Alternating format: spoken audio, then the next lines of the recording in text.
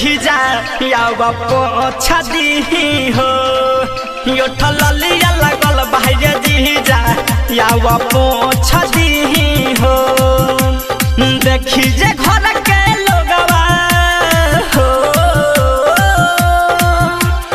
देखी जे घर के लोगवा उलट सोचली हो यो ठललिया लागल भाई जीजा यावा पोछा दी हो यो ठललिया लागल भाई जीजा यावा पोछा दी हो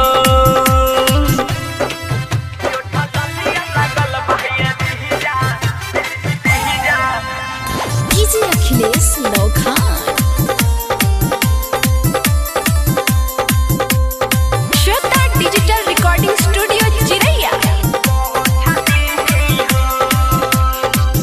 हबर हबर चूस जहला ओठवा के पूरा देखी के रहन तोहर लागे हमरा बुरा हबर हबर चूस जहला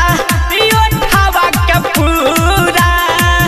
देखी के रहन तोहर लागे हमरा बुरा दीदी माई तो हमारे में गलती को चदी हो यो ठललिया लागल भाई जीजा यावा पोछा दी हो यो ठललिया लागल भाई जीजा यावा पोछा दी हो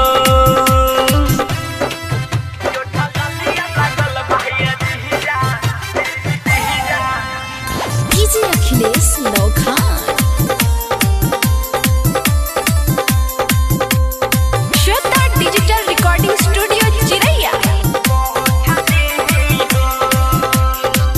बहुआ विकास जीजा यैला ससुरारी जहन जय है रही डरुन गोहरा छन के मारी महतन पर है जीजा यैला ससुरारी जहन जय है गुली राजन गोरा छन के मारी राजन रवैया बाबरी नो चली हो यो ठललिया लागल भाई जीजा यावा पोछा दी हो यो ठललिया लागल भाई जीजा यावा पोछा दी हो देखी जे घर के लोगवा हो देखी जे घर के लोगवा उलट सोचली हो यो ठललिया लागल भाई जीजा यावा पोछा दी हो यो ठललिया लागल भाई जीजा यावा पोछा दी हो श्वेता डिजिटल रिकॉर्डिंग स्टूडियो चिरैया।